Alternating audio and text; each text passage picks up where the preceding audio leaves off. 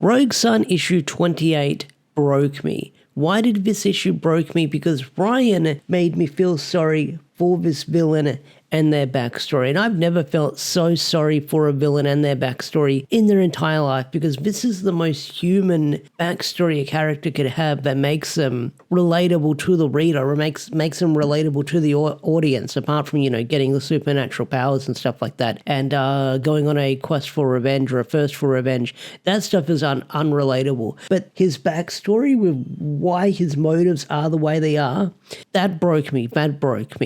And it looks like we're almost at the end of this story arc, it looks like, because the previews and the solicitations for Rogue Sun Volume 5 are out, as that volume is set to come out within the next couple of months, and Volume 5 of Rogue Sun will contain Rogue Sun issues 25 to 29, and as someone who used to read Rogue Sun in trade-back form before they finally caught up and started reading it monthly, Ryan does like to keep a lot of his story arcs condensed in a single volume unless they go on for a little bit longer. So it looks like this story arc will be wrapped up by next month with issue 29, and then we're on to the next story arc with issue 30. So that should be a lot of fun. I'm definitely looking forward to a lot of that and seeing how this story arc wraps up within the next couple of issues, because I'm sure there's a lot they need to go over with wrapping up the story arc and bringing it to a close and tying up any loose ends that this story arc has. But not only that, setting up future plot threads for future story arcs that will happen later down the line. Alright, so last month's issue of Rogue Sun ended on the cliffhanger with the CEO Madison being trapped inside of an elevator,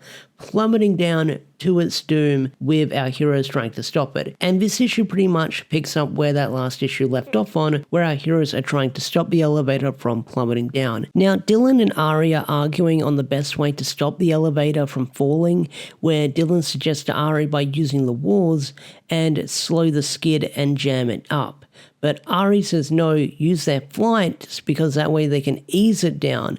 But Dylan says that's not the best way, because you're probably going to lose their arms by doing it like that, because you can't really fly in that position while stopping a elevator that weighs a ton. So the two are arguing on the best way to stop the elevator, but this is when Caleb jumps in and sort of has her influence over Ari by saying, look, stop arguing with Dylan and listen. You're focusing on the problem, not the goal. Forget the elevator, save the victim. And that's what Ari ends up doing. She's able to get Dylan to sort of hold the elevator for a couple of seconds while she flies in there and gets Madison out there, which they're successful at doing that. They're able to save Madison from plummeting down to her doom or to her death in the elevator, and they end up saving her. Although we do find out that even though they were able to save her, when they do get her to a hospital, she's had 60% of her body covered in burns. So yeah, Noxious did a number on her, that is for sure.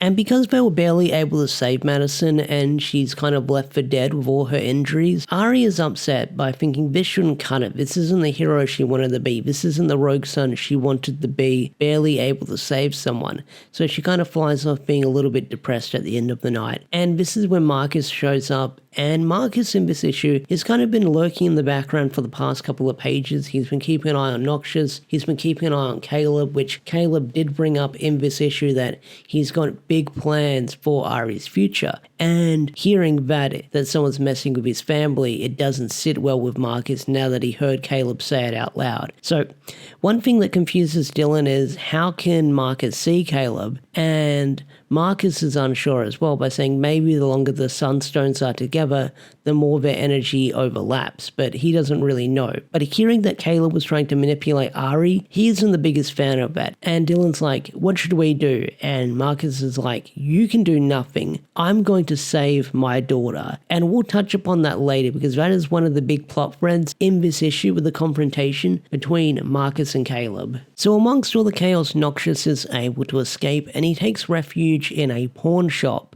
Hopefully I spelled that right, P-A-W-N, not the other way of spelling it.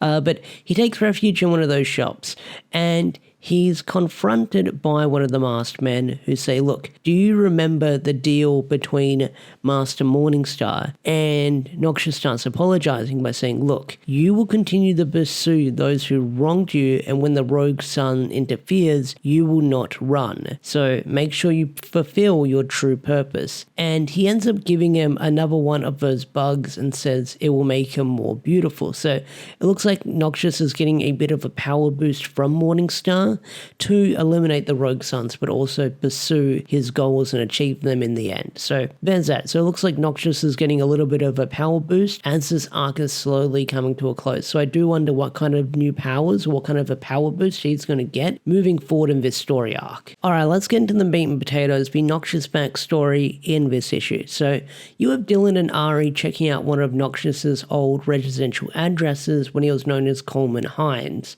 And Ari tells Dylan to wear this mask, which is called an oculomus. I hope I'm saying that. But what it does, it occasionally shows glimpses of the way things used to be. And Dylan puts it on and he views Noxious's past when he was known as Coleman. And like I said, this is the saddest backstory I've ever witnessed for a villain. I don't know if there's something sadder out there, but this tugged at all the heartstrings. This grabbed all the heartstrings at the same time and tugged on them really freaking hard. So one thing we learn about Noxious is that when he used to go by the name as Coleman, he had a wife. And his wife was suffering from this bone cancer. And he was trying to get a loan application, but he got denied. And one of the people he was trying to get the loan application from was the Synergen company that we've seen within this past couple of issues, so the people that he's been targeting.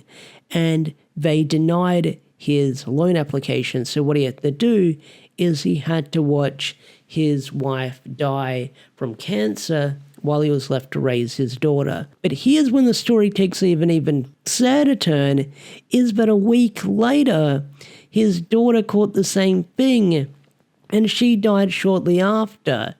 And it's the saddest fucking thing ever, because you have this scene where he's sitting on the couch of his daughter. You can see the effects that the cancer's had on her daughter, and there's this scene where, oh god, it's hard. I don't even want to read the panels out loud, but just the artwork done here where you've got the daughter just biting her lip and saying that she's going to see mum very soon, and then you've got the image of Coleman holding his daughter in his arms. It just broke me. It just broke me. I don't even want to read the dialogue out word for word, but it's gut-wrenching. It's like peak writing. I will say that, if you can do something, if you can do writing that makes me feel for a character like that, that hurt a lot. That made me feel something. I'm sure that everyone's gone through something like that, and like I said, that tugged at the heartstrings, that backstory. Solid job, Ryan. Ryan did a solid job there. And after learning about this, Dylan's like, yeah, I don't care. If someone did that to my family, my kid or my mum, I'd melt their faces off too.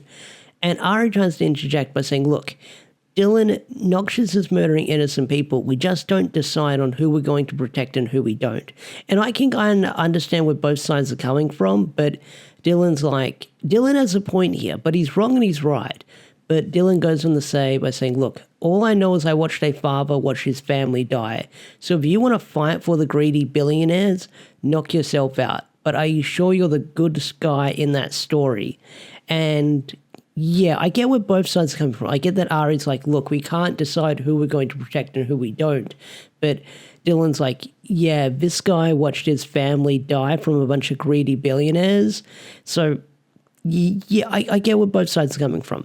Now, while this is all going on, you had Marcus pull Caleb into the Sunstone, and the two begin fighting, and it's really freaking awesome. So you have Caleb, who goes on to say by saying, look, what I did for the greater good. And Marcus is saying, look, Dad's told me stories about you, Caleb, how you accomplished so much, but you didn't live up to the legend. You failed that legend. And that's a really cool line, I will say that. But you get the feeling that Caleb is upset that, Marcus left the whole fate of Rogue Sun in the hands of Dylan, who he views as not a capable hero, with the actions he's done. And I kind of get where he's making sense with that, because, just earlier, Dylan was kind of deciding by saying, look, just let Noxious do what he wants, because he's killing billionaires and, they messed with his family. So I get where he's coming from. So Dylan has got a long way to go before he kind of gets a grasp of this hero stuff. But again, he is a teenager, so he doesn't have a good sense of morality with the choices he's making. But I do wonder where this fight between Caleb and Marcus is going to go, because they're back both inside the Sunstone, and I do wonder who's going to walk out of this being free.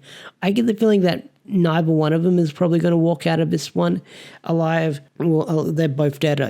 They're both already dead, dead again inside the Soul Stone, because it's like Dragon Ball, or if you die in the afterlife, then you die again for real. So we'll see where that fight is going to go, but it's a really cool fight scene between the two of them. So on the last few pages, you've got this business meeting happening on this yacht. And while this business meeting is about to go down, you've got Noxious under the water about to slowly make his move. But there's some really interesting things that gets brought up during this meeting. One of the things that gets brought up is this black water. Now, it's highlighted in bold, so it must be important. It's probably going to play a role later down the line within the series or within the story arc. But they have this investor that's invested money into their company, and the investor isn't happening. Who is this investor? Well, it's Juliet. And that's the big twist at the end of this issue, where Juliet is the investor of this company, and Noxious is about to make his move, attacking the people on this yacht, and Juliet is on this yacht, so no doubt about it, she's going to get caught within the crossfires, especially of her being an investor in this company, which I get the feeling she's probably going to pull out of investing with this company if they've made a few terrible moves, probably no doubt about it, and we'll see what happens, and maybe the company will fall apart. But with Noxious about to attack everyone on this boat, Juliet's going to be in danger, and next month's issue is probably going to be the reveal where Dylan and Ari have their identities revealed to Ari. Well, Ari's going to have her identity revealed to Juliet that she's Rogue's son, or she's a Rogue's son, and we'll see where that's going to go in next month's issue. But overall, this was a solid issue, heartbreaking issue with Noxious's backstory, and we'll see how the story arc concludes next month in July, so we'll see what happens. But anyway, guys, what did you think of this month's issue of Rogue's Son? Did you love it? Did you hate it? Tell me in the comment section down below. I'd love to hear your thoughts and opinions. And with that said, I'll catch you guys later. Peace out. Take care. Bye.